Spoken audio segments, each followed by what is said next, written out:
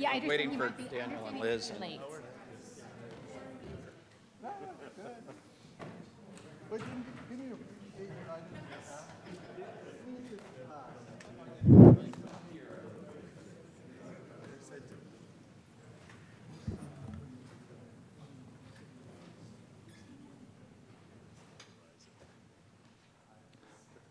Okay, let's call this meeting to order. If the clerk could call the roll, please.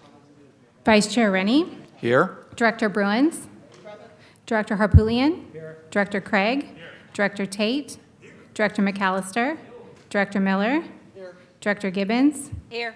Director Harney. Here. Thank you. Okay, so the first item on our agenda is closed session. So the closed session is going to be a conference with real property negotiators for our lease. So the first item before we leave the room will be to ask if there's any public comment on our closed session. Seeing nobody coming forward, I'll close the public comment.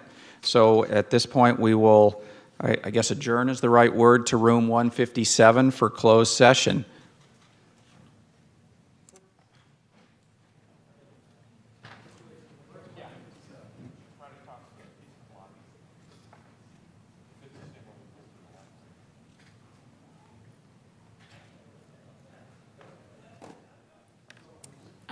In the back, there's one in the back.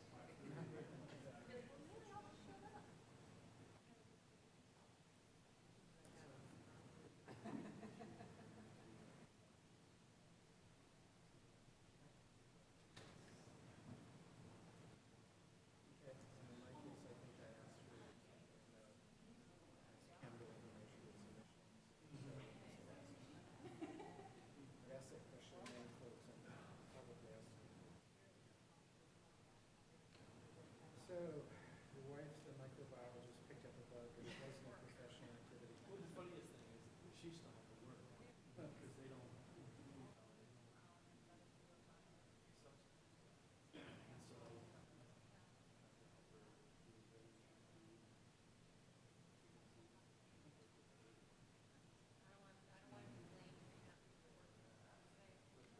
She got to use it as a,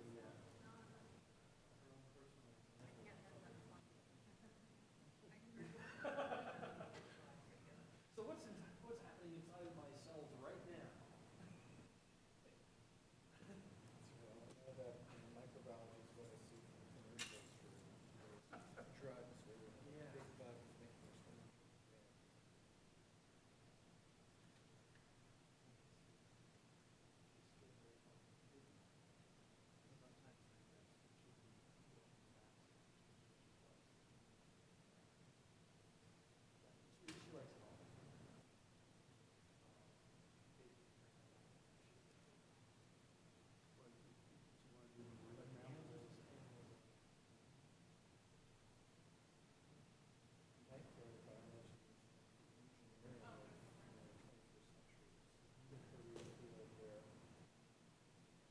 Rapid advances, CRISPR-Cas9 kind of stuff. Just like, what?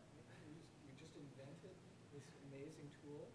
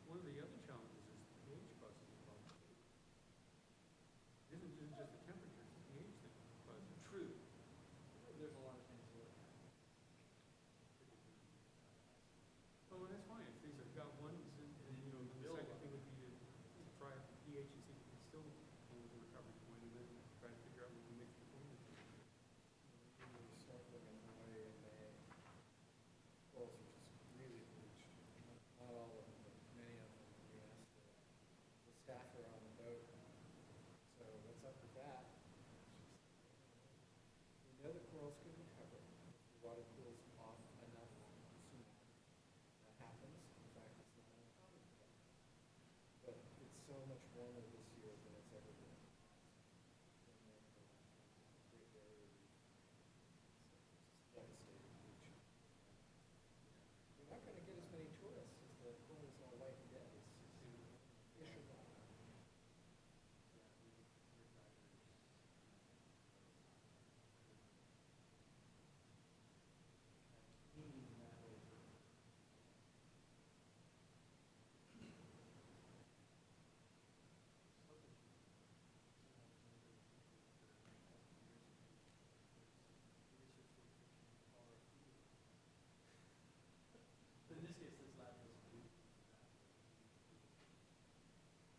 It's an island nation that needs a lot of energy efficiency here. University of Jamaica.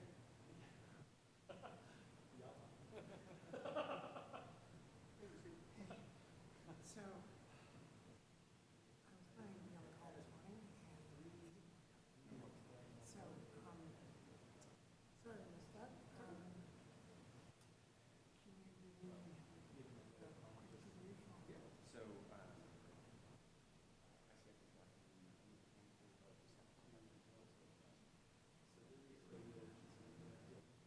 get in touch with folks and actually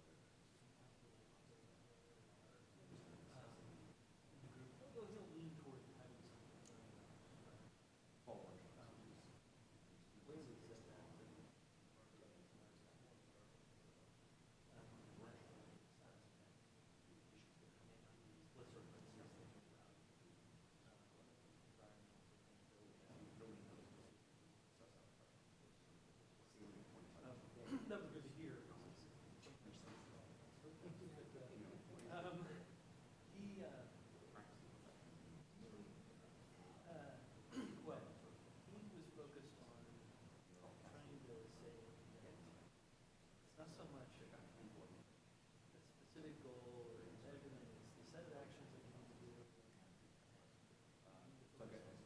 Those done and measurements that. So look out for another email, pass along our, We don't much on those, so we didn't really seem to get nailed down, specifying aim, target, or even measure, but certainly not measuring. We'd rather focus on making sure. I think it's and accurate. what is gonna be the, Something good with what you're saying. what is it that they're initially, are they gonna initially be talking about the freight force, the building force? To make sure that different ideas. at least annual discussion about the process of what's being done, activities that are needed and how things are going with that. But it wasn't so much around the specific numbers as agreed upon And what is actions. gonna be Those the actions are initial? what's there now or what might be added later. Yeah. So it pretty much, I thought it was actually a good discussion focused on activities and things that need to be done, action. But he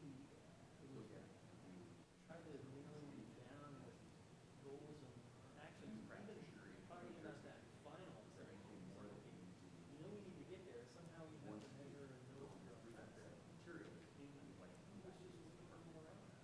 Rather than sort of Processing control, always got measurements to see.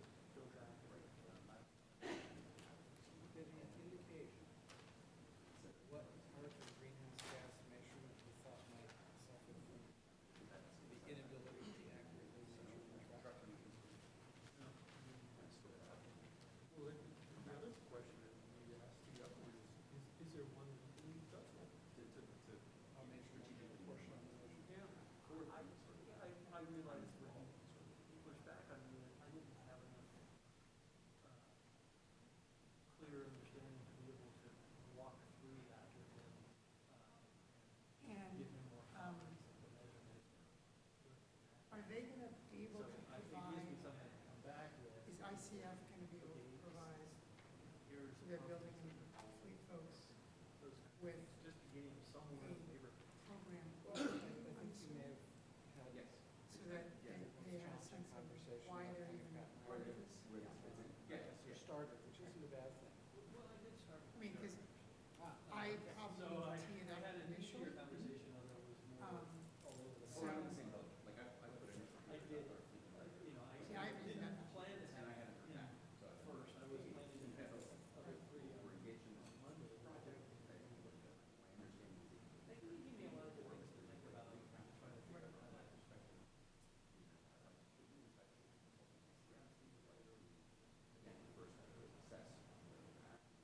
I definitely smoothed out my presentation over the course of giving 13 presentations. Let me know. Yeah, for me, yeah, it's just the more I do it, the better I can. It sounds like what you're trying to do is just normal strategy is go to your easiest ones first and get a friendly audience and you can, So did I receive something at some point that would have been a easy to understand program project overview? I don't know if there's anything that's sort of that's been out there. I mean, there's the work plan, but that's too much. I mean, I would say the thing to do is to pull out the pieces from the work plan or infrastructure. The fleet one is specifically got. So pretty straightforward. I mean, it seemed like that would be what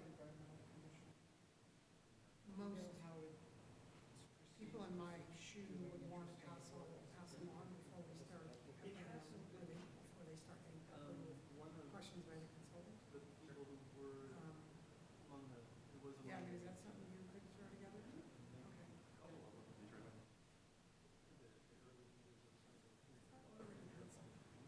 She was on it for a while, because, it tends to get bogged down. I mean, I can't think of anything. Doesn't I seem to can't have a think lot of of, anything that I've done. to me, as Barb was talking about, Unless it's sort of just a means it's done. it's almost maybe more trouble than it's worth, in that, I'd rather have that working with Barb and me to get things done, where they're actually. I mean, I'm sure, having a you hard time probably don't putting have to together reinvent the wheel, but I'm sure some of the write-up is. Oh, yeah, but that's where I think, like, no one needs to work on it. Recognize that issue Specific fully. tasks are the same. Infrastructure tasks. Yeah, and maybe you do one for fleet and one for building. We So it's did customized. agree And then it's on literally like, to reach out to Mountain View. yeah, like one page or so, Which is really our planning commission. on the 2-page. With environmental. So that when John I is on then that commission. reach out to these folks, I can say, here is attached, Commissioners, I'll talk to. you know, as an overview. Talk to. And That name rang a bell. She's maybe right. let's chat about it a little bit. I think it will help to talk with them and endorse things. It's by far not near. Our planning commission.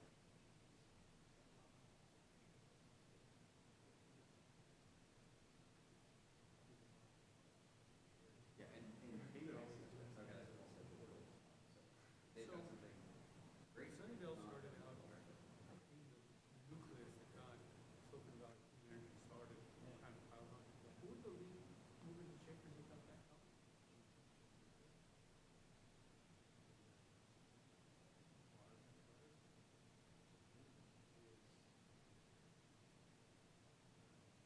But they didn't, was it, you know, were they trying to, did they address the same issue that now? So this is, you know, I'm getting 40% reduction without it. Yeah, I mean, that was, I mean, I didn't it actually came up. For the first 5.5 years, I was Over. More specifically, And because this was the one large item. originally, I was reporting into transportation and business manager, just Didn't require, someone someone had had a change of the and then, so it was a lot yeah, and easier. so I to- for reported everybody into to the, read basically the, Because it wasn't hard. yeah, transportation and business manager for. It didn't create, it wasn't the kind of thing, it was Glenn kept it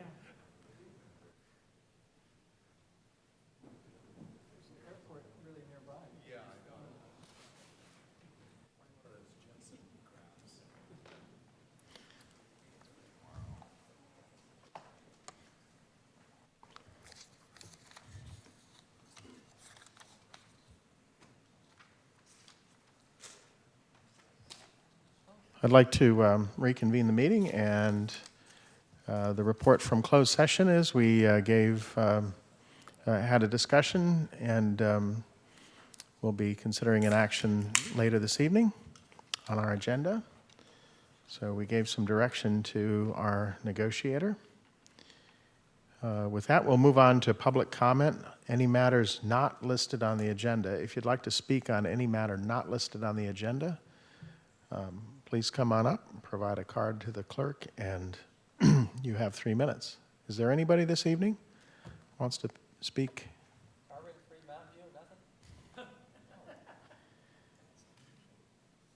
Okay, we'll close public comment. Maybe it's the first Brown Acted meeting I've been in where there's been none. We will move on to the consent calendar. And I would look for a motion from my colleagues on items 1A and 1B. So moved. I hear a motion and a second from Jeannie. Did we get those? I did, thank you. Thank you. Okay. All in favor? Aye. Opposed? Abstain? I was not at the meeting, so I'll abstain. Okay. We'll move to the regular calendar, and I have an executive committee report. So let's see here. I have it right here. So I'll read the headlines because the items are essentially on our agenda this evening. We, at our last executive committee meeting, we discussed office lease terms for SVCEA in a closed session. We received an update on progress for a banking and credit arrangement with River City Bank. We also received a progress report on recruiting the first 4 employees. Well, Tom being the first, but 4 additional employees. And we discussed a benefit package that we're contemplating to offer to its employees and gave direction and ideas to staff about how to work on that. So if there are no questions on that report. I just have a question on Yep. the recruiting. When is that going to Okay. start? Tom, do you want to comment on that?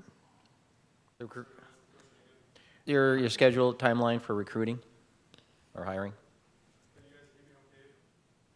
Oh, your mic's not on yet. We can hear you, but How's that? Better. Good. We started collecting resumes.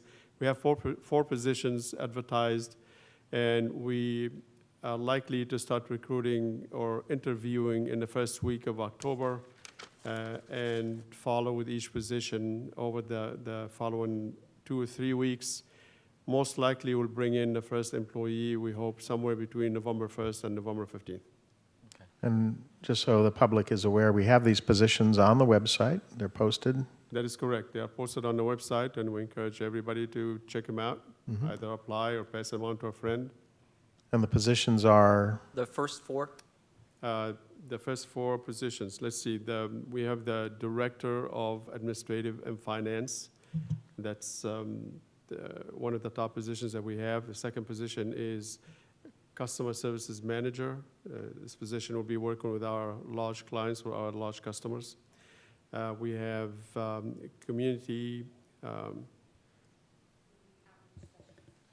Outreach Specialist. Thanks, Melody. That is also out there. And the last one, of course, probably most important to you, is the Board Clerk / Executive Assistant. very good. More questions? John? This is John. I just wanted to clarify, you talk about the default services for Los Altos Hills. The way it was phrased, the paper that I gave you, is kind of like threading a needle. The 5% that we indicated was for total electric bill, not just for our portion of it. So that just so that we're clear, that number The number that we were specifying was for the total electric bill that includes the wire charges and everything else. So- Mr. Chairman, this item is coming next in CEO report. And Okay. we'll certainly will discuss it, and I will take note of that and go back and read the resolution a lot more carefully. Thank you very much. So are there any more questions about the executive committee report? Any members of the public wish to speak? Daniel, go ahead. Okay. Oh, Liz, I'm I sorry. just wanted to offer that the City of Campbell published the list of open recs on the city's Facebook page, and I have also posted it on my Campbell Facebook page as well. Thank you very much. The agency would be honored to have the best people possible for the assignment, no doubt. Any other questions? Seeing none, seeing no interest from the public in speaking on this item, we'll move on to item 3, the CEO report. Thank you, Mr. Chairman. I've got a few items to report on tonight. We're going to start with the updates on RFPs that we have, one for energy procurement. This one is out. We're expecting all the proposals to be coming in by the 19th of this month. It will take us about a couple of weeks to review them. And we are scheduling interviews, not interviews actually, we're going to start negotiating with selected few, somewhere between 3 to 5 suppliers, sometime in the mid of October, probably October 10th, and conclude negotiations in a week or two. Then sometime in November, early December, we'll be engaging and executing contracts. Second update is on the RFP for data management. That's the second most expensive item on that we're going to be spending money on. This is the group of people that will be between us and PG&E, basically looking at the numbers that PG&E gives us, verify and make sure that they are correct, and address any customer issues if the customer have any. So they'll have a group of people answering phones and addressing customer complaints and concerns. And on this one, we will be actually interviewing 2 different providers on the 21st. And from there, probably it will take us a few days to pick one and go from there. We have given all of our large customers the opportunity to opt for an early start. Right now, they are scheduled to come in July, early July. We've talked to many of them so far, and we have at least a couple that said, yes, we want to start early in April instead of July. One of them is probably one of the largest customer that we have in our service territory. That's Lockheed, I believe. And we have given them until the end of September to tell us whether they want to opt early. And once we get the information from them, we'll be able to adjust the amount of power and energy that we need to go out and acquire early on. The implementation plan seems to be going well. I've received a phone call from the folks at the CPUC letting me know that I received that call 10 days ago, and they told me that in 2 weeks they are likely to be issuing the certificate. And once they do, then we'll go talk to PG&E, and we, in a sense, are in business. The default service for the city of Los Altos Hills, this is the issue that Director John just brought up a minute ago. We have looked at it. I've looked at the resolution that was approved by the town council carefully, and the way I've read it, and I'm going to have to go back and read it one more time and perhaps ask Greg to review it. It did ask that the entire town would be opted into the higher renewable resources. They want to be buying 100% renewable resources for the entire town, which will require a different notification than the notification that everybody else is going to get.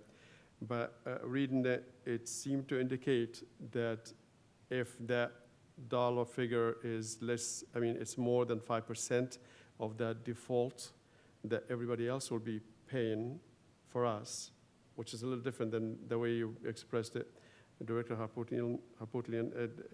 It was 5% from our price, not from the total bill. Then you would go back and opt into what everybody else is going to be getting. That presents us with a little bit of a difficulty because we won't be able to find out what the price for that 100% default alternative, what the 100% renewable resource will be until we actually have all the prices for the power figured out. And that's not going to happen until November, December. By then, we're already printing out notifications. So in order for us to be able to do what the town of Los Altos Hills is asking, most likely we're going to be holding off on converting or bringing everybody in Los Altos Hills into our service territory until the last phase, when all the numbers are in, we have figured out how we're going to market just for the town of Los Altos Hills. If, of course, we see an early indication that the price for the 100% renewable is going to be greater than the 5%, it will be more than a 5% premium by a fairly large amount, then that makes life a little easier. Then we'll go back into treating Los Altos Hills the same way we are treating everybody else. If the number comes in at somewhere around 5%, then we're going to have to pretty much put a hold on how we bring in or how to phase in Los Altos Hills into the group and wait until the last phase, which will be in October of next year. That gives us plenty of time to figure out how we're going to be able to address the people that live and do business in Los Altos Hills. So stay tuned. I'm going to go back and read the resolution to make sure that I've read it correctly the first time around. And if it is indeed talks about 5% from the price we will offer, I will connect back with Director Harpootlian. Maybe he can take it back to the town council and revise it or do what's necessary to make it work. I'd be happy to, if it's not clear, if it's not legally correct, I'm happy to bring that forward to the council. I'm happy to continue to talk with you offline on this. I don't think that we need to spend any more time with the whole group here. I'm glad to. Net metering customers. There are many customers that we have here that have contracts with PG&E for net metering. I spoke to PG&E people, and they told me that it would be really difficult and probably not a good marketing strategy for us to phase them in when we going to be phasing them in, whether that to be in April or May or whenever we schedule those customers to be phased in, because in their contract they have a true-up with PG&E, and that true-up happens at a specific time of the year. That's where they true-up the account. So I think the best approach is for those customers specifically, we can hold off on phasing them into our service territory until they do the true-up arrangement with PG&E. Then after that, we can bring them in. I don't think it's going to be a difficult thing. We're going to just figure out how to do it with PG&E and take that approach. And I Question think for you on that. PG&E is fairly comfortable with that approach, by the way. Does the true-up happen all throughout the year? So every customer trues up once a year, but when that happens is dependent on customers and is spread out through the year? Is that how it works? Yes, that's Okay. correct. So if somebody had just trued up in March and we would enroll them in April, we would hold off for 11 months. That probably would be the way it would work. Yes. Thank you. My understanding was slightly different. And just from a couple of experiences that everybody's trued up at the first of the year. Is that not true? That's not what I heard from PG&E. No, it's not true because my true up is in August. It's interesting. It's on the anniversary of when you connected in to PG&E. so I just went through my true-up. I got slimed then. They gave me 3 months, and then I got onto this cycle, and then it's been annually since then, so. Okay, so I get it. So we'll just pick them up the month after, once we've already gone active. So some people could go as early as, say, May. Is that right? Yes. Okay. We already did the update on recruitment, and finally, the community outreach report, regulatory and legislative report, as well as a number of agreements that I've signed under the authority that you have given me, because they were all under $25,000. All these are attached, and that concludes my report, Mr. Chairman. Thank you so much. Questions? Liz? Thank you. I just wanted to take note that when we're interviewing and selecting consultants, there's a little bit of a difference between that and when we're interviewing for or selecting for an RFP. And I want to make sure that, like for the data management and call center, it mentions that they were distributed, the RFP was distributed to several prospective service providers. I want to make sure going forward that we have an open RFP process that people can apply to make sure that there is no question that it's open and available to any company that wants to provide us with services. So it's just an observation on the wording and going forward. Just to add one thing. Yes. On the outreach, I'm not sure whether you care about these or not, but I've scheduled myself to speak on November 2nd to the Lions Club in Los Gatos. And I plan to try to do some more of those speakings, just, put my own presentation together. I don't know if you want to be connected to those kinds of efforts or not. I think it's up to you. Anytime you want us connected, just let us know. Misty, I'm sure, took a note already of what you just said. And if you are doing any events, please make sure to pass the word on to Misty. She keeps track of everything. Okay, so it's on November 2nd at lunchtime at the Lodge in Los Gatos. I might add, we can help with presentation materials, right, staff? I've done a bunch of this also, and staff has a slide deck that you can choose to use or shorten or whatever, so we welcome all help from all board members. Jeannie? So I want to go back to the net metering.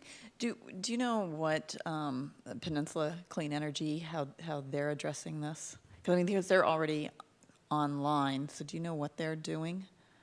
Good question. I do not know. No. Okay. I'll As ask someone who the has solar person. on my house, I really want to get connected in sooner rather than later. So, but yeah, if you could look into, I mean, they're dealing with it obviously, right? So, okay, thank you. More questions on the CEO report? Is there anybody from the public that wishes to speak or inform us? I see James. Hi, James Talea, City of Sunnyvale resident. Peninsula Clean Energy is addressing its net metering enrollments to balance the annual true-ups to not have their customers lose money. So they want to be as close to their annual true-up date as possible, which is the most effective. But they're balancing that with the cost that they have to pay PG&E for each enrollment, and PG&E charges for each enrollment, and they'll count each one of those separately. So what PCE is doing it every other month. So they're minimizing. So the most that they'll have to, a NEM customer may lose is a little bit of in over 1 month. So that's what they're doing. I can get exact details, but that gives you an idea. I think that would be interesting. So you're saying that if you enroll one customer, there's a fee. If you enroll 100 customers, there's the same fee?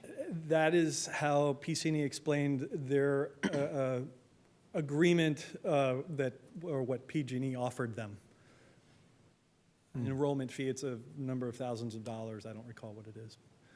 So that's why they didn't want to do it every month, because it was going to cost. So. Thank you. Appreciate that. Okay.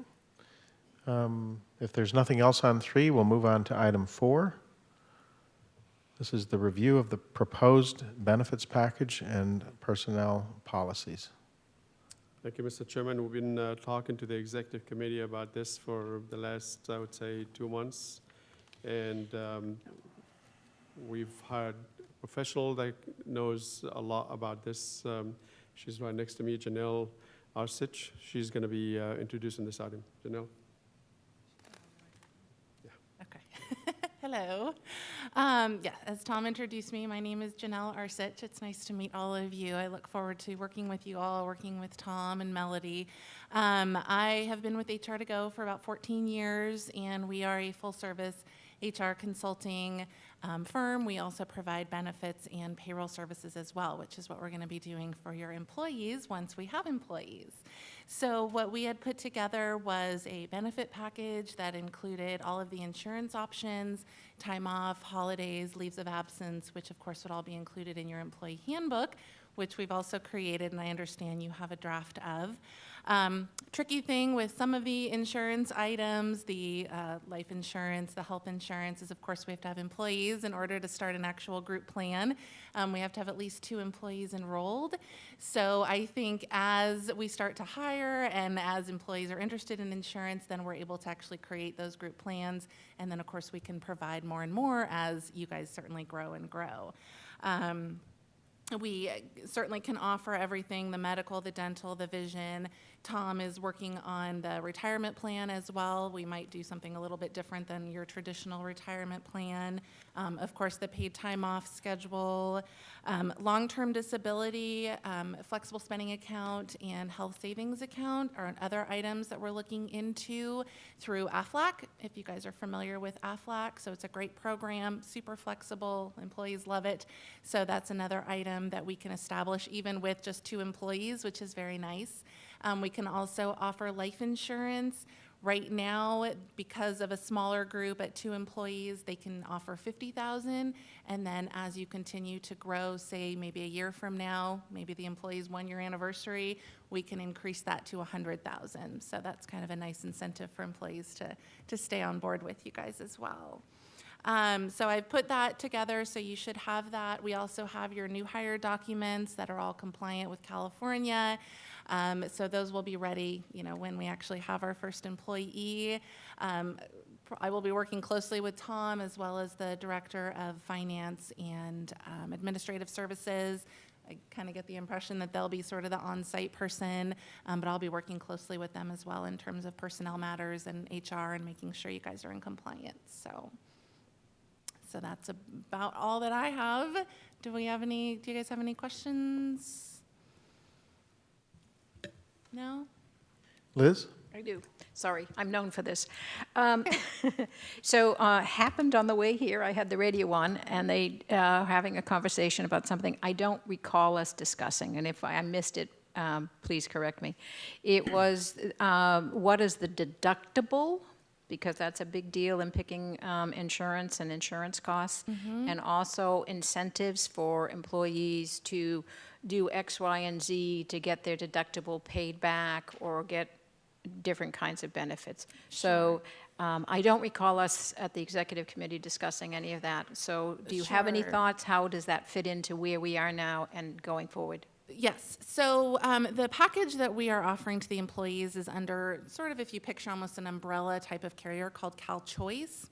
And then underneath that, they provide a slew of carriers. There's Aetna, there's Blue Cross, Health Net, Kaiser, United Healthcare, Western Health Advantage. So the employee can actually choose from a variety of different carriers. They're not just locked into one carrier. And then amongst those carriers, you have different plan options. So there are, PPOs, there's HMOs, there's low deductible, high deductible copay. There's a million different plans, a million different options. So that's certainly something that if an employee was interested in, say, taking advantage of a health savings account that is tied to a high deductible health plan, that's certainly something that they can choose from. So, thank you. Absolutely. Jeannie? Yeah, I had a couple of questions. First, in terms of trying to understand the, if an employee has health coverage through another provider, spouse, what have you. We were talking about, it says, $1,000 stipend. Right. And so I'm trying to understand how we got to the $1,000 stipend. I think when I know our city was looking at some of this, there's like the trend, 36 cities across California have all been dropping that stipend. So the contribution that we're making is higher, but if you opt out, you don't get, if we're contributing 1,000, you don't get 1,000 in your pocket. Instead, it's something. So I was trying to understand why we chose to be the same. That's question number one on that. The next one is because of the Affordable Care Act and rules constantly changing and such, in terms of the way we're handling this cash stipend, Right. has that gone through a legal review as well in terms of understanding what the rules are on that? Yes, so I will actually kind of work my way backward. So yes, the reason why we can't do the cash in lieu of benefits is because of the ACA regulations, which is why I had suggested to Tom that if you don't need that $1,000 contribution, which is very, very generous, let's put that into either a health savings account or a flexible spending account. So they either have to use it for medical purposes or they can use it for dependent care reimbursement. So that's that sort of cash in lieu option that we would have to be able to provide for those employees. Where the $1,000 came from, I'm going to have to turn that over to Tom because I'm not sure. That's really an easy answer. Marin is paying out $800. Sonoma is paying $1,200, so I average it. That's how the $1,000 came about.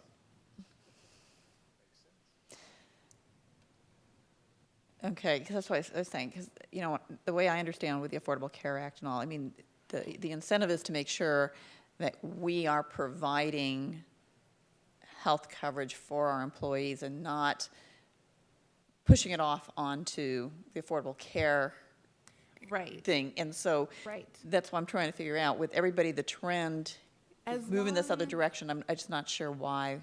Right. Well, as long as it's considered affordable, and that's, the premise of the Affordable Health Care Law. So as long as it's considered affordable and what the employer is contributing deems it to be affordable, the definition of it being affordable is it has to be at least 9.5% of your annual income. It can't be more than that. It can't cost you more than 9.5% of your annual income. So with the $1,000 contribution, that should certainly cover a decent employee's coverage, possibly even employee plus spouse, obviously depending on their age and which plan that they choose.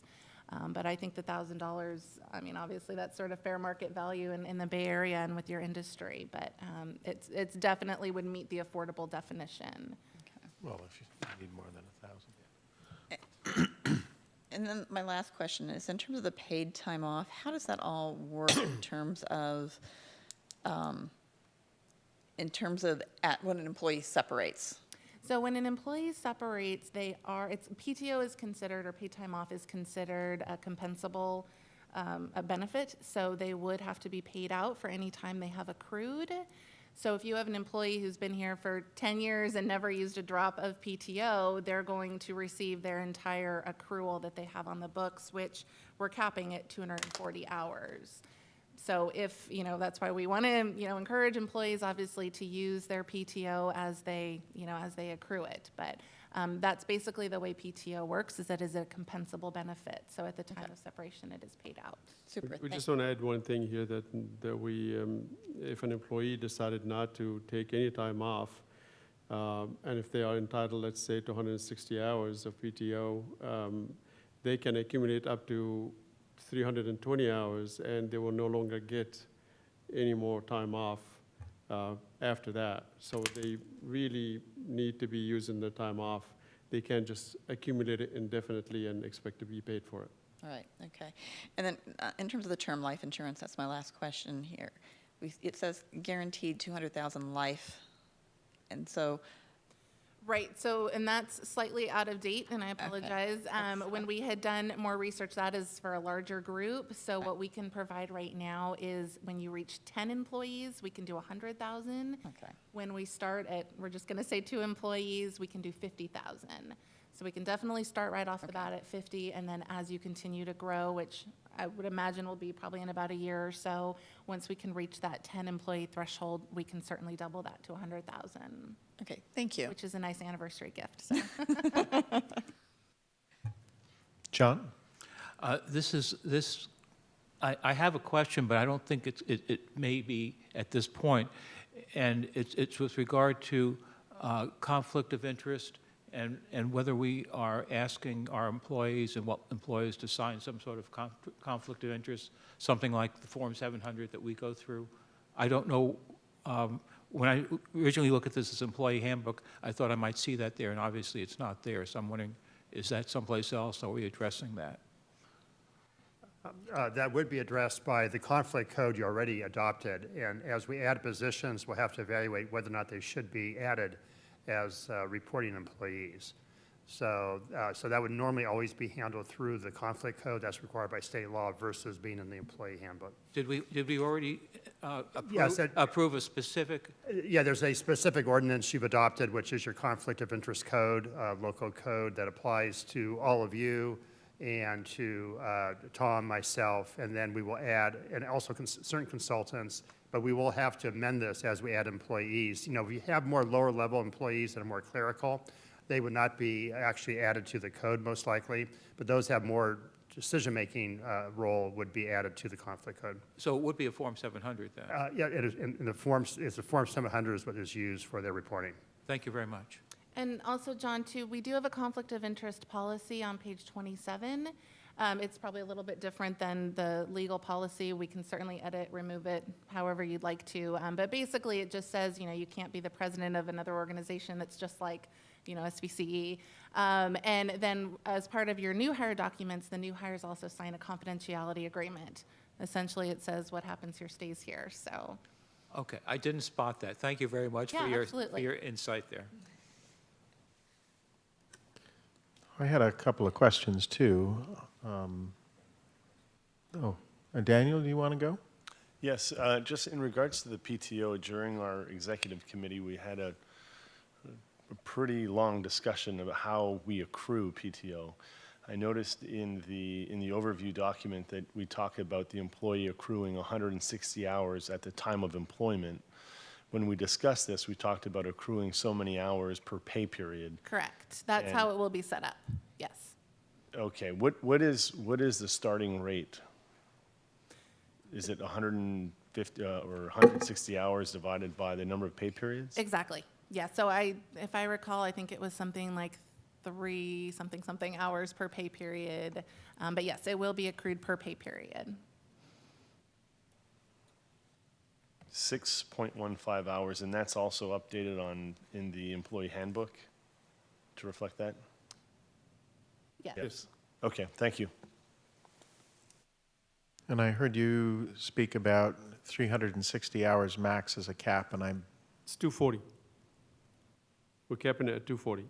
that's the rate, but there's also a cap on if I continue to accumulate and I never use, we wanted to cap to make sure our liability.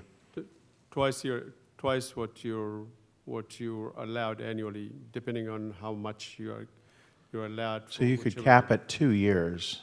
Exactly. Okay, that seems really generous at 240 hours. I mean, that's a lot of time, in my view. But I mean, I'd be happy with an absolute cap of 360 or something. I don't know if other people have experience in the workforce. The issue is an employee doesn't, one of your harder working employees doesn't take vacation at all.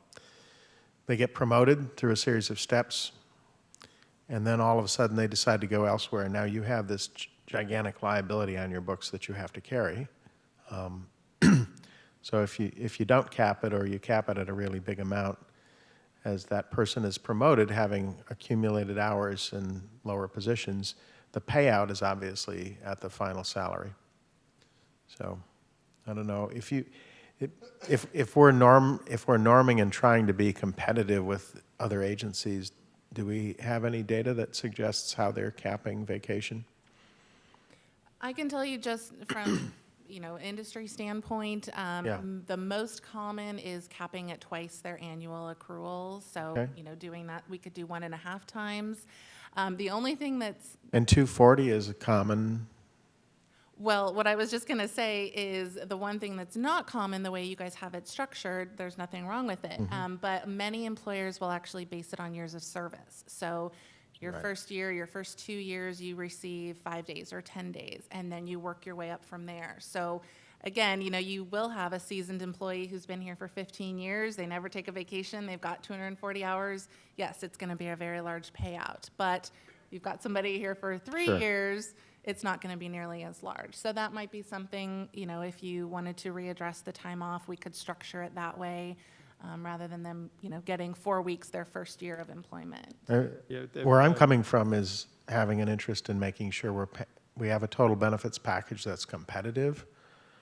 We And could- competitive with, I guess, agencies that we'd find comparable, right? Which would be PCE and MCE and Sonoma Clean Power, most certainly. And then, we could talk about city utilities as well, but they may be on a different kind of program. So certainly for our sister agencies, would be helpful to me as we're talking about this and making adjustments to be sure we're competitive is maybe having a bit of a matrix that lets us see, what does our benefit package look like via these 3 other agencies in the area. Mr. Chairman, if you prefer, we can keep it at twice the annual rate, but put a cap on it that will be less than 480, which would be obviously the highest. I don't want to try to dig into the weeds here, but I think if we simply give you direction to take a look and try to be competitive generally across the board on total compensation, that would be my interest. I don't want to debate hours and everything. I know in the end, we vote on something, and we'll modify it from time to time, right? Of course. But I'm mostly interested in ensuring that we can recruit and retain the best employees and yet be responsible to our customer base, because we're not making a profit here. And we're intending to do right by them first. So one other question, could you go through the FSA and HSA table and explain what these amounts are?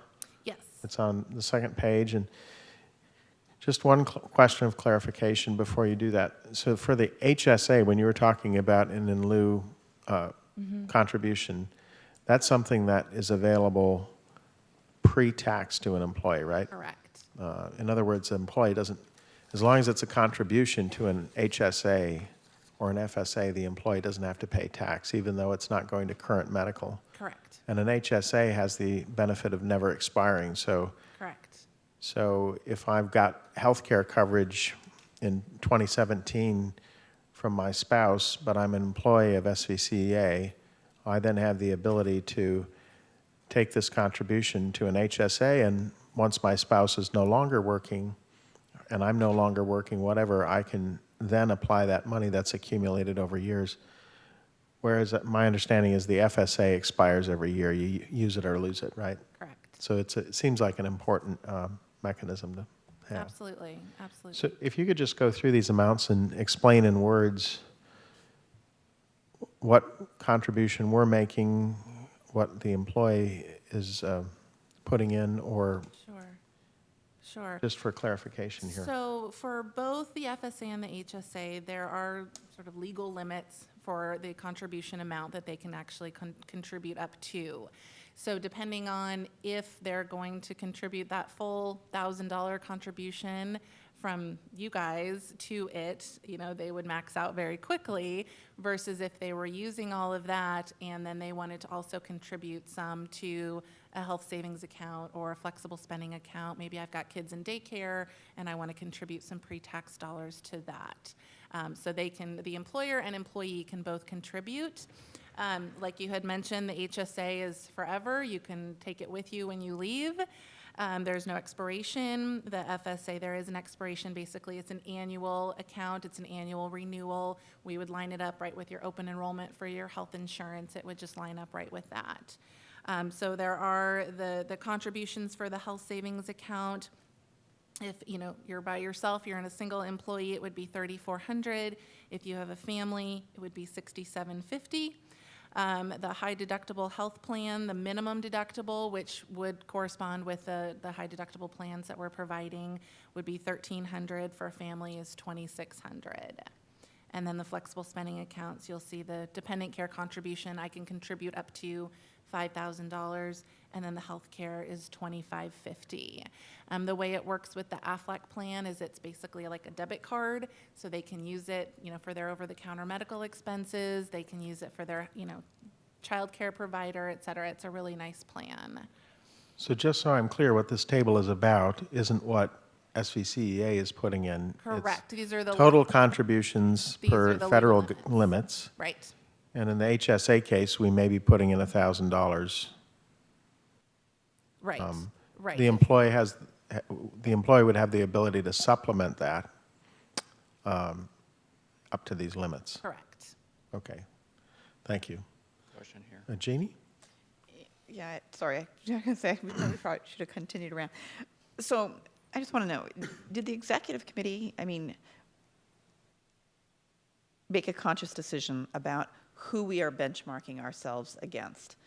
As I keep hearing you say, Sonoma, Marin, Peninsula, but we're an agency that also services all of our cities and such. So was it a conscious decision to say we're just going to do it against other clean energy and not compare it to cities? Or are you saying we want to compare here, but we'll do a reality check against this other? I just want to know what the discussion was with the executive committee. I think that was generally the nature of the discussion. We recognized that we could have chosen a more traditional government package with regard to retirement, PERS, and all these other things, and looking at something that was maybe more applicable, we did have a discussion about other CCEs.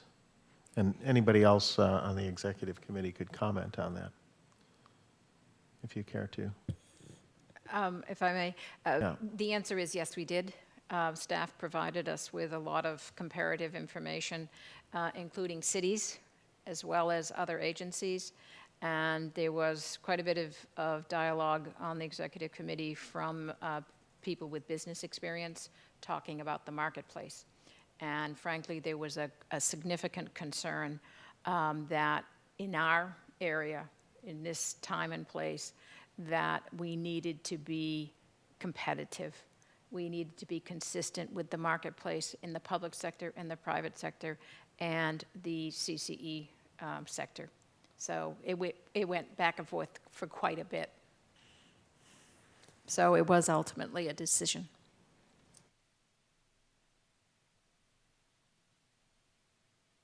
Rob? So question on the FSA. My understanding, if you have an HSA, you can't have an FSA. You could have a limited FSA, which is dental and vision only, but I don't see that listed. Do I have it right, and are we planning to provide a limited FSA, or if you have an HSA, you just can't do an FSA at all? That's a good question. I don't know off the top of my head if you can have both or not. I would imagine, obviously you can have one or the other. I don't know if the plan is to do a limited FSA account or not. I can certainly look into that, though, because that's the only thing I don't know off the top of my head is if you could actually have both plans or not. I don't know if I've ever seen that, actually, now that I think about it. Yeah, when I've done HSAs, I had to be in a limited FSA if I wanted an FSA. Couldn't do the full one. I don't know if that was my provider or a law. Okay, yeah, well, I'll definitely look into that, so that's a good question. I think I'm familiar with people having an FSA for dependent care, but then an HSA for health. So, I don't know if that's the limitation or...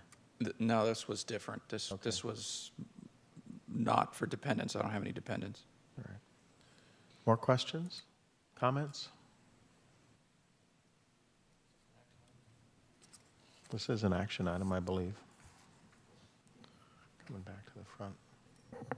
Yeah, this will come back to the board at its next meeting, any direction given to staff tonight, and also it will go through legal review before it comes back to you at the next meeting. Okay. Yeah, we still have the question pending, which is what are we going to do with the retirement? And we putting some information together with the intent of going back to the executive committee at the end of this month for direction. Then we'll be able to bring the entire package for approval in October. Okay. Is there anybody from the public who wishes to speak on this? Any more board comments or direction? Seeing none, we'll move on to item number 5. Authorize the chief executive officer to negotiate and execute an office lease agreement.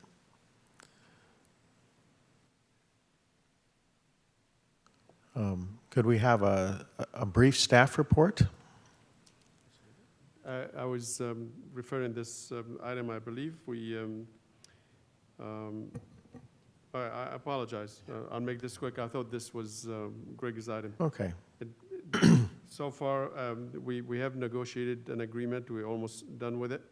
The address of the office that we are looking to lease is at 333 West El Camino, right across the street from Sunnyvale City Hall. The term of the agreement is 63 months, and we're looking at a space of 5,702. And the rent for that will start at $4.45 and grow in at 3% per year for the 5 years that follow. That's my quick report, Mr. Chairman. Very good. Do I have a motion? So the motion would be to authorize the executive director to execute the office lease on the basic terms that he has just outlined. Thank you. Is there anybody from the public who wishes to speak? Seeing none, are there board comments before we vote? Liz? So does the motion include the discussion to strongly encourage the requirement for the building to opt into or stay within our energy program, and the requirement for a electric, what do you call it, electric charging station? That was the word I was looking for. Thank you. Does the maker of the motion want to include that? John? Yes, I would. Yeah, so that would like to see that included, that it's strongly encouraged, and that they would be using our energy. And for the recharging station, I think that would be something that should be able to be negotiated too. To the extent that your motion is to allow me to authorize approval of the contract, I just want to make sure that it's not stipulated on making sure that these two items make it to the lease, because if you do, and then we have to go back to them and say it's a make or break. You have to do these things, otherwise you can't sign the lease. I just want to make sure that when we go to them, we are asking for it, but you're not stipulating that your approval is based on making sure that these two things make it to the lease agreement. Correct. My recommendation would be that, it is kind of a rider on the motion that says, and that encouraging you to have a discussion with, but not to interfere with the negotiation. So I'm comfortable as a seconder if that's what the motion is. Okay, that's the motion. Anybody care to speak on this? If not, let's vote. All in favor? Aye. Opposed? Abstain? Thank you very much. That carries. No, I did that. We're going to move to item number 6.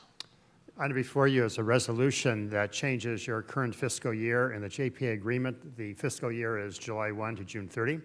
In order to facilitate the bank loans that will be coming forward to you in the near term, it would be preferable to have a new fiscal year that runs from October 1 to September 30 to facilitate those loans. So this has been reviewed with the Executive Director and also Finance Director. And the joint recommendation here is to adopt the resolution.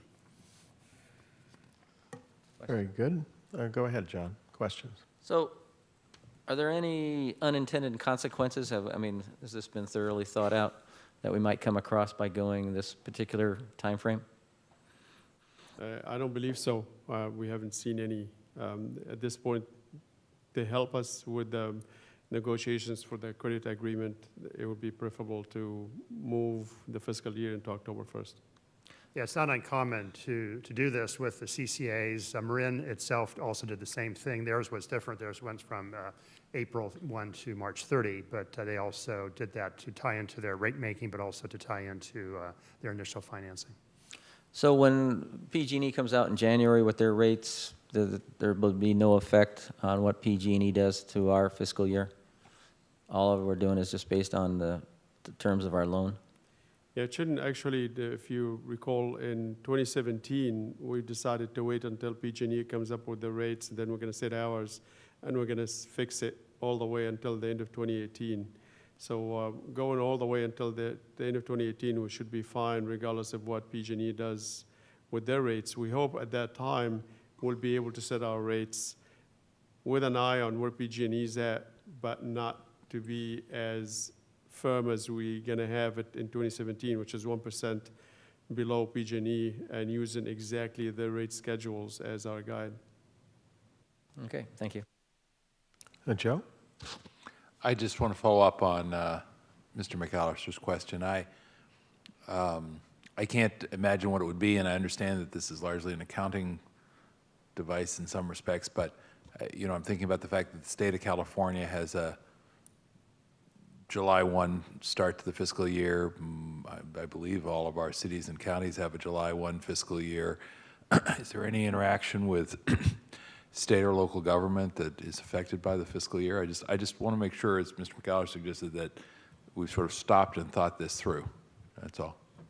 If you're comfortable with it, I'm comfortable with it, but Yeah, it's a bit uncommon, but I know, for example, that the PMAs, the Power Marketing Administrative Agency, that's a federal government, they have the fiscal year starting October and ending September. I can't think of any at this point issues that will be of conflict either with the state or with other cities, but if it happens that we go into our first year and we manage to get our credit issue dealt with and we paid off our line of credit in time, if at that point we feel that this time frame or this fiscal year need to change, we can always change it back. All right. Thank you. Duly noted. John? This may seem like a simplistic question, but does that mean that we are going to be closing our books at the end of this month, that we'll be doing a new budget at the end of this month? Is that the first order consequence? I know we've addressed the second order already, but I'm just wondering what the first order consequences of this are. I think it's a very good question, and yes, I will definitely follow up on that and make sure that we have a new budget in the next meeting. Okay. So just to add a little more color to this, the point is to help facilitate getting our $20 million line of credit. That's correct, and pay it off within 1 year as required by law. Okay. And if we didn't do this, what would then happen? We would have to pay it off by the end of June, so that gives us only less than a year to pay it off. I see. Again, these are things that Greg probably can explain a whole lot better than I can.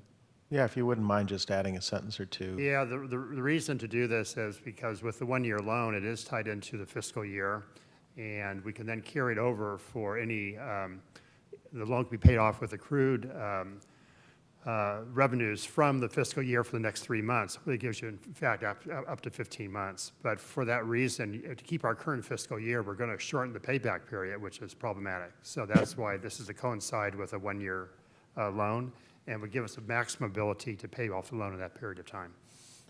If for some reason we don't consummate the deal and make this happen by October 1st, do we just keep pushing this back? Is that what we do? That could be, I mean, you could change it at any time, I so see. we're not, that's correct. So there's no problems in making another adjustment or change in that fiscal year. Okay. Is there anybody from the public who wishes to speak on this? If not, we could entertain a motion. Second. Thank you. Liz, did you have a comment? No, it's just lit up. Beat her to it. Okay, thank you. All those in favor?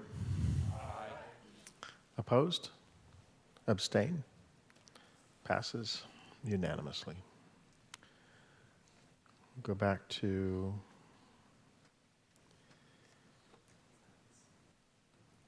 item 7, approving banking services agreement with River City Bank. Thank you, Mr. Chairman. Tim Kirby from the City of Sunnyvale, and our treasurer is here to introduce the next two items. Good evening. I just want to comment, moving the fiscal year is not an issue unless if you're in my shoes, and then it's a lot of work. So the item before you is to authorize me to sign an agreement with River City Bank.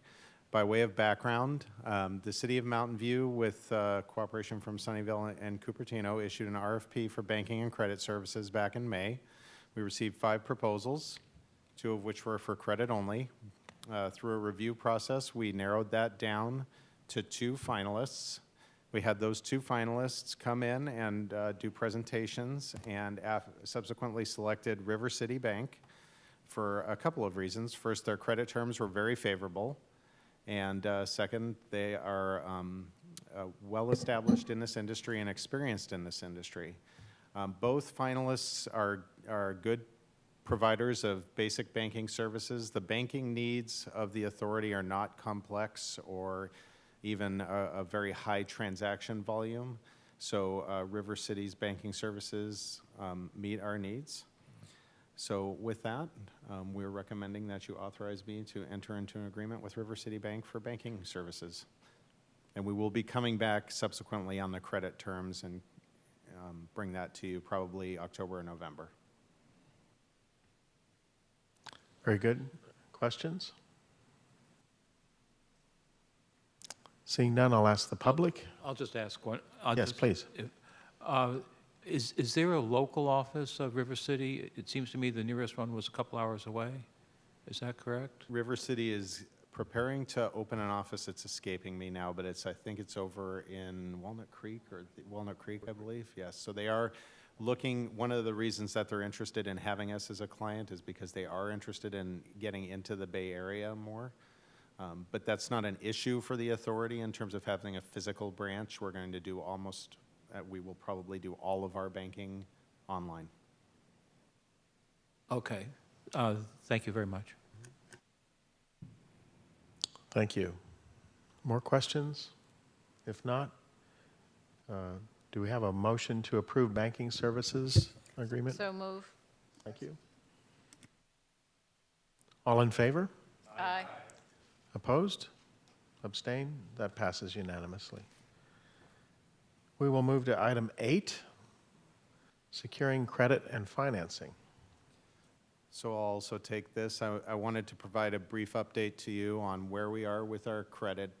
You will recall that the products that River City offered us there was 2 of them. There was an initial startup credit line of about $3 million, which we're looking to take 2. And then there's the $20 million credit line, which is the larger second facility that comes when we're actually starting up. So the favorable terms that they provided, especially on the second line, don't require us to guarantee that second line. But the first line, the $2 million that we're looking to take, does require a guarantee.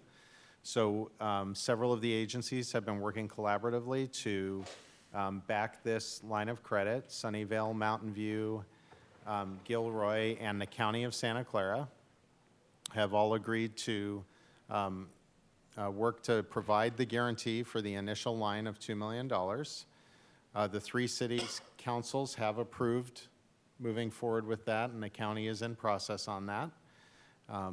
We anticipate, again, as I mentioned earlier, bringing you credit terms. Currently, River City's reviewing and preparing their term sheets for the credit and their detailed agreements, so we don't have those yet. That's the next step, is for us to receive those, review them, and then work with the 4 agencies to put together the guarantee documentation, go to our various boards, finalize that, and then finalize with River City. We expect that to occur again in October or November. I just want to note that we are, like I said, we are working collaboratively, and it is going very well, and I very much appreciate the support of all the agencies and the 4 agencies, or the 3 other agencies that are involved specifically. That's all I have. Thank you, and I believe some cities couldn't participate because we're general law cities, right? So we had to work with cities that are not, that have their own charters. So, that's and the correct. county as well is in that position, and is in a position to legally be able to do this. So that's why this group. Yes, and I wasn't intending to say that everybody didn't want to participate. By No, any means, I just but thought yes. it might be helpful to members of the Yes, public. that's right.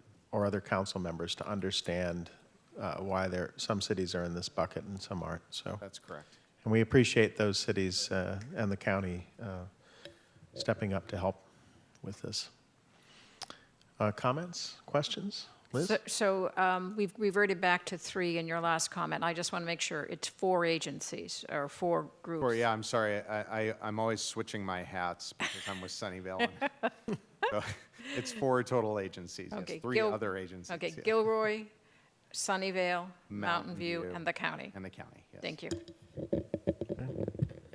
Other questions? Comments?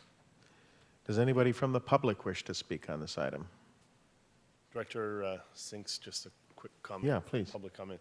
I wanted to share that we had a discussion on Monday night at Gilroy City Council related to backing the line of credit, and we felt it was important to send a message to the rest of the county that Gilroy is supporting this and is going to go at whatever lengths is reasonable to continue to support Silicon Valley Clean Energy and position our county as leaders in carbon-free energy. So, thank you.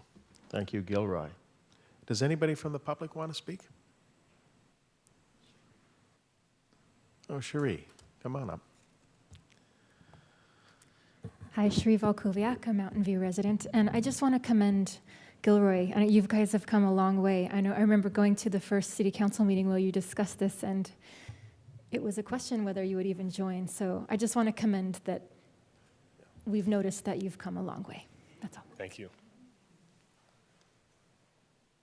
Hi, this is Glenn Henderson, Mayor of Sunnyvale. I don't get a chance to come to this meeting very often. I want to say thank you guys for what you're doing. And yes, the city of Sunnyvale is very supportive of this and our guy right there. So thank you very much for what you're doing. Let's go ahead and get this turned on as fast as we can. The city of Sunnyvale has been supportive of this and the biggest champion from the get-go. So we appreciate your city for all it's done. It's all one big group. Let's work together. We got So- this cooked up in a cities association meeting in your city hall.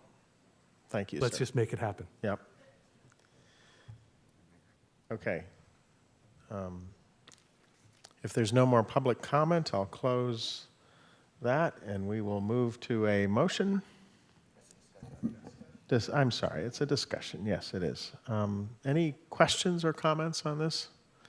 I guess we'll get to see the term sheet when it's available, and we'll look forward to your negotiating a successful agreement. If there's no more comment, we'll move to item 9. Thank you, Mr. Chairman. Misty from Cupertino, as well as Melody and many, many others, have been working very hard on rebranding Silicon Valley Clean Energy. And Misty she's going to get to share that item with you tonight. Thank you. So today we have a staff report, a brief staff report, just outlining the process that we went through in the rebranding of Silicon Valley Clean Energy. It's all over your new board packet, so you kind of saw it before this presentation today. But today is kind of the official revealing of the new brand. We're also working right now on some brand guidelines. As you can imagine, when you create a new brand, you have new colors, new brand, new logo, look and feel, all of that. So we're aiming to update the website as well as all of our collateral by the end of the month. It's pretty rapid there. And also we'll be looking at the video, the nice little video, introductory video that we originally made that everyone really loves. We'll be updating that with the new look too. That probably won't happen by the end of the month, but at least the website and all of our main collateral will. So here is our brand. So the new logo evolves kind of from our somewhat stock and illustrative look of the little people with the light bulbs, which we all liked and was friendly. And this we still feel is very friendly. We were looking for something that was iconic yet friendly, and something that kind of was a little more professional for our new agency as we're going to be rolling out here in April. This is kind of, as many people that I show this to, they kind of get it, that it's kind of a power button. That was kind of our idea that evolved into this logo that you see here, along with the friendly leaf. So, you know, green energy, green power is kind of the idea here. We also have the modern colors of the teal and green. We'll also have some complementary colors that will go with that, that will be outlined in our brand guidelines. But this is kind of the look and feel that we were going for. And then also, we do have the full name, the Silicon Valley Clean Energy, and we'll be using that initially kind of as we develop brand awareness. People don't really know who we are, and we're working on fixing that. So we're going to be using this logo exclusively for the short term, but then in the long term, we might want to use this alternative logo, SVCE. So we've created it. It's definitely up to the agency to determine if they want to use it in the future, or on maybe certain materials have this and others have the full name, but that was the idea with the creation of that. And then also, proud to announce our product offering names. So we went through some back and forth. We also got some great ideas from Carbon Free Mountain View, so thank you for that. We wanted to make sure that our default option still outlined how green it was, that it wasn't just kind of a default, it's still 100% carbon free, so that we have Green Start as our default option, our 50% renewable and our 100% carbon free. And then for small premium, you can opt up to our Green Prime, which is our 100% renewable option. And of course, these are kind of the attributes that the board have made decisions on so far, and as we make more decisions on exactly what is in Green Start and Green Prime or Purchase Our Power, we will update the attributes, and that will go into all of our marketing. That concludes my presentation. Glad to answer any questions. Thank you. Questions? Comments? John? Just one brief comment. This is in line with the way our group is looking at, the way Los Altos Hills is looking at cost from the consumer point of view. And when you talk about cost premium of 5 to 10%, I assume that you're looking at just the power portion of it, but people look at the electrical, they look at their bill and they look at, you know, does my bill go up 5 or 10%, not does one piece of it go up 5 or 10%. So I don't think it's deceptive to look at the full cost of what the delta is for what the electrical portion of the bill is. So that's just a comment to think about when you bring this out. Rob? So I have and then Liz. I have some mixed feelings on the logo. When you explain it, I understand it, and it sounds nice, but when I first looked at it, my eyes first go to the words. And so this little logo thing is sort of in the corner of my eye, and I'm seeing clean energy, and I'm seeing this logo that looks at the corner of my eye like a natural gas flame or a pilot light flame. So I'm thinking, oh, it's the natural gas guys claiming their clean energy because it's not coal or something like that. You know, that's when I first saw it, that's what came first to my mind. So, you know, because the leaf looks like a little flame there. I appreciate the effort you put into it, but I'm a little worried others might have the first impression I did. You're not alone in that exact assessment. Just because it's so vertical, that was the first thing I thought. This looks just like a natural gas logo. But I couldn't find a natural gas logo that looked exactly like it because the inner shape, but I found many where the outer shape is almost identical at the same angle and the same pitch.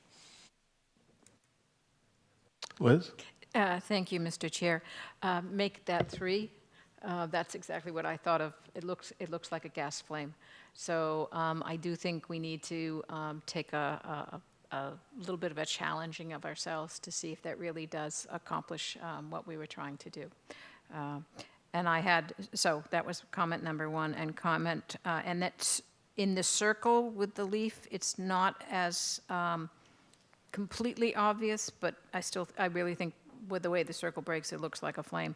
But on the first slide, when you have the 2 shapes of green, I'm not sure I understand what I'm going to call it, the vase shape is supposed to reflect, and then it really, without the stem, looks a lot like a flame in that one. So that's where I was coming from. And the other comment I would make is there's a lot of new graphic tendencies, and one of them is to do everything small and to do everything in gray ink, not black. And I'm not the youngest person here, and I do wear glasses or contacts.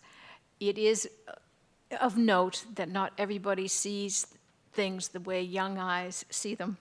So on web pages and on our stationery and things, ask your grandmother or grandfather or someone to take a look and see if they can read it. Burton? I just had to put my vote in that when I first looked at it, it was an on button, but I'm a computer guy, and I thought that was pretty cute.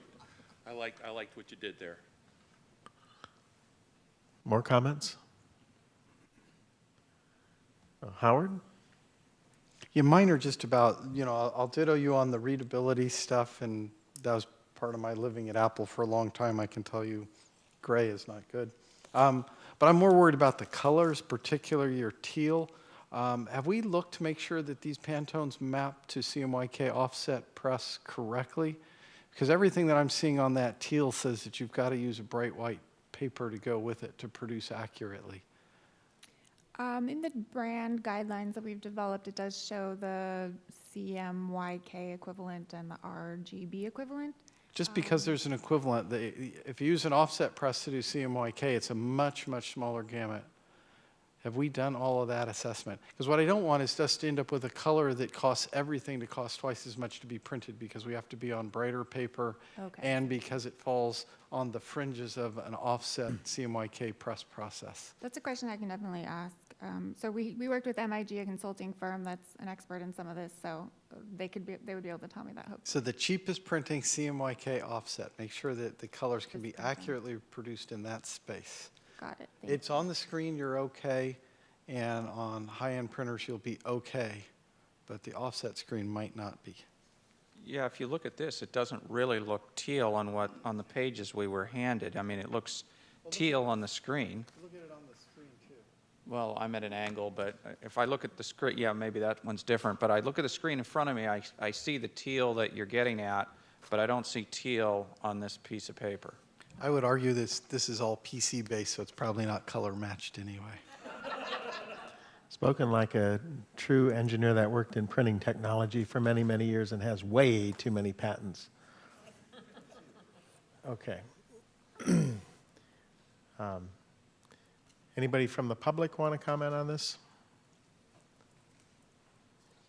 Rod, just point of order on the whole thing. So there was some feedback that we were concerned that it looked too much like a gas flame. Are we making a recommendation that staff somehow adjust this, or is this just a noted comment? What do we think we've asked? We're listening, and I think we should hear from the public next, and then we can bring it back for further comments. Good evening. Hello, Bruce Carney from Mountain View. Welcome. And Carbon Free Mountain View. I think this is a wonderful step forward from the logo and the artwork that you had last week. And I agree with the comments that have been made. And so hopefully with a quick brush up, all your concerns will be resolved. I particularly wanted to compliment staff and the consultants on the choice of the names for the 2 products. As Misty mentioned, Carbon Free Mountain View did put some time into trying to come up with a large number of alternative names, and none of them were as good as the two names that she's created, or that she and her team have created. I think it will be very easy to talk to people about these two products. And even though it's not easy right now to make the distinction between the two, it's 100% greenhouse gas free on both. And if Supervisor Simidian were always with us to explain the difference between renewable and greenhouse gas free, the conversations would go more smoothly. But still, these names are different from each other and yet share a common root. And so I think they're excellent names. Thanks. Thank you very much. I wanted to ask about the word authority, because we've sometimes used that, sometimes not. So our formal name has authority in it. Is there importance in excuse me, in that? Or do we drop that?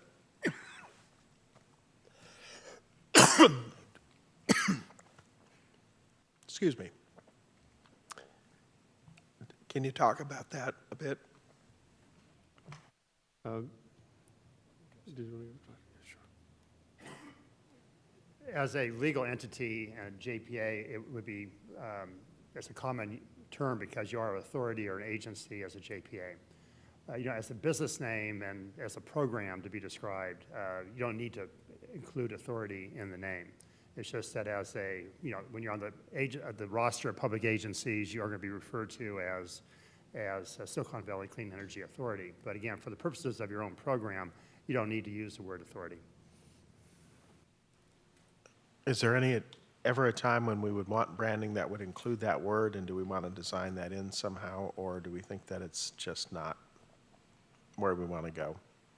I think that the less letters, the better. Obviously, we're going to keep the authority for any legal interactions, but for branding purposes, we think just Silicon Valley Clean Energy is good enough.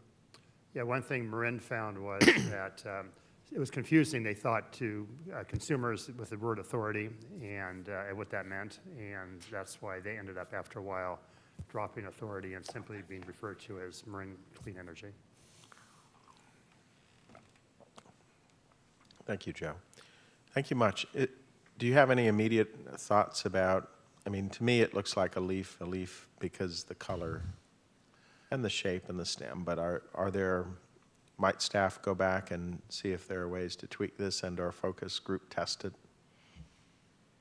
I think we had a number of shapes for that leaf that we looked at, and we ended up settling on this one. We'll go back in light of the comments that were made and look at the different shapes of leaves that we had and discuss it among ourselves. Quite frankly, what you mentioned tonight was no one is mind. I certainly did not see it until it was mentioned. So we'll take another look at it, and we'll get back to you next month.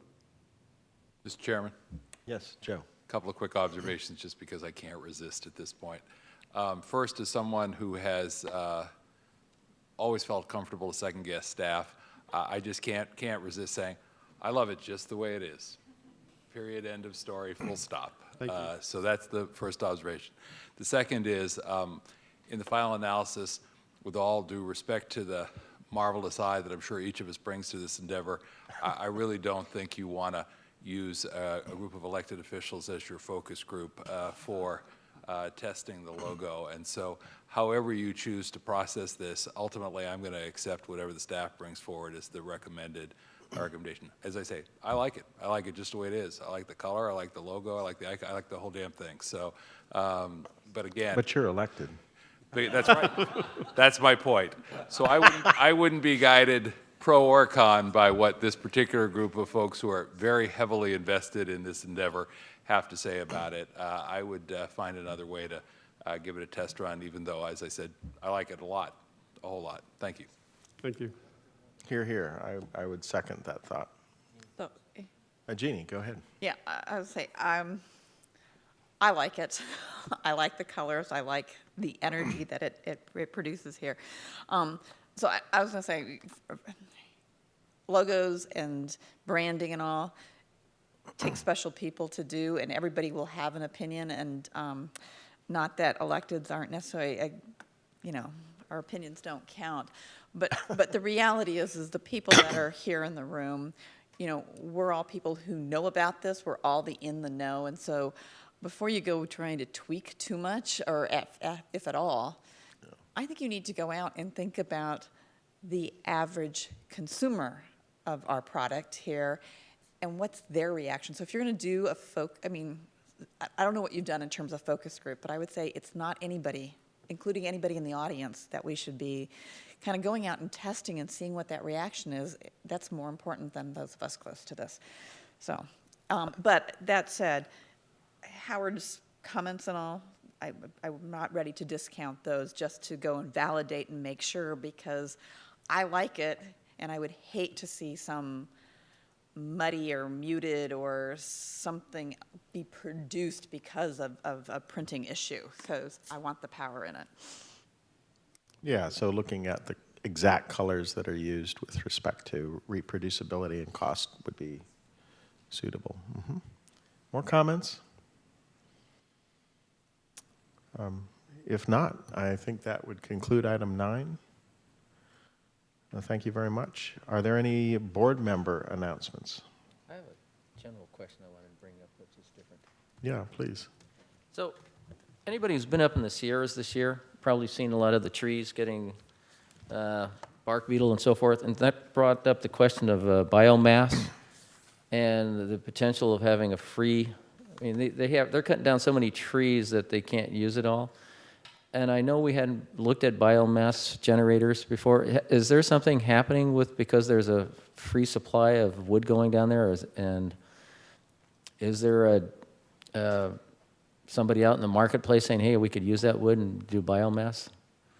I think we do have an RFP out, and biomass is, I believe, is a renewable resource, so it's likely that someone will come in and make a recommendation or make an offer to include one of those facilities in their bid. We have not looked at either buying or running or operating any generating units at this point, not biomass, not solar, for the obvious reasons that we have not yet built the credit that we need to build in order to begin investing into building facilities. So we would hope that that will become part of what's being offered, but I won't know that until next week. Okay. Just as a side note, I was in Hawaii a couple of weeks ago, and we were flying over an area, and they specifically pointed out that they are right next to a power plant that's run by diesel. They are putting their own biomass generator on the island. This is on the Big Island. So, and they have so much solar energy that they are starting to restrict it on the island. So that's something that hopefully we never get to that point. Other board comments? Mr. Chair? Yes. I just wanted to say thank you to all the staff and consultants for an extremely informative and mentally challenging day of 101 for clean energy. So it was very well done, comprehensive, and I appreciate that effort very, very much. Thank you so much. Other comments? If there are no other comments, we stand adjourned until next month. Thank you.